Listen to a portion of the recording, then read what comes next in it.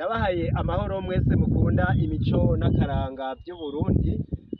Izina ni Feliciano Bankunguka, umutohoji mu mico kama ya Afirika na cane cane imico kama y'Uburundi.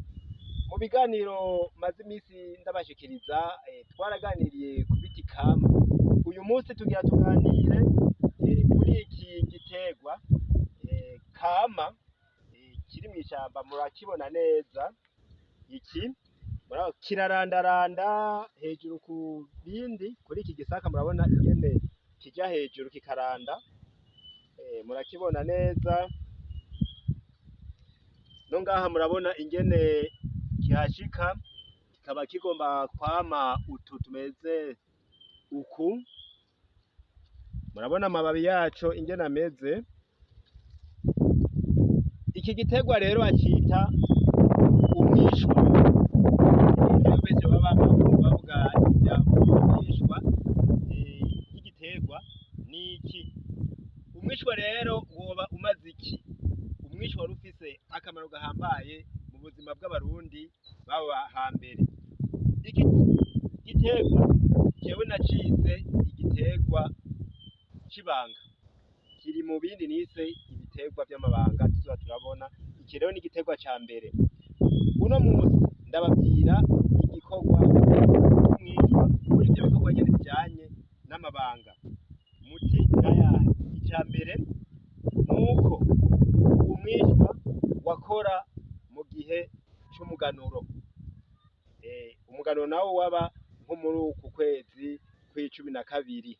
Ubu murabona yuko turi mu kwezi kw'icumi na kabiri, ni umwaka wa 2022, umwaka uriko urahera, naho niho haba n'umuganuro. Abapfumu b'umuganuro rero nibo baraja gutoza ibimasa bibagwa kuri uwo muganuro, hanyuma bakaza bavyambitse imyishwa. Baragenda bakabitoza mu mihana, hanyuma bakaza bavyambitse umwishwa. Ico ni igikorwa ca mbere rero c'umwishwa muri ivyo bikorwa vy'amabanga.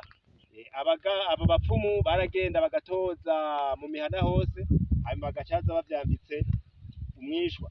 Abapfumu b'umuganuro rero ntimubite abapfumu duhora twumva baragura canke barotora. Abapfumu b'umuganuro igikorwa cabo cari ico kubaga ibimasa n'inkoko, bagaragure amara yavyo, hanyuma barabe yuko Imana yerera umwami canke iteka, ni ukuvuga yuko itamwerera. Ivyo rero tubisoma mu gitabo c'umwanditsi w'umurundi bita Jean Baptiste Ntawukaja, ku rupapuro rw'122. Igitabo citwa Imigenzo y'Ikirundi, canditswe umwaka w'1978. Nuko rero mwese mukunda ibiganiro ndabashikiriza, musanga ibindi biganiro nk'ibi kuri Nyibutsa Karanga TV. Uyu munsi ni igikorwa ca mbere twumvise c'iki giterwa bita umwishwa. Mu nkundi rero tuze duhurira mu kiganiro kigira kabiri.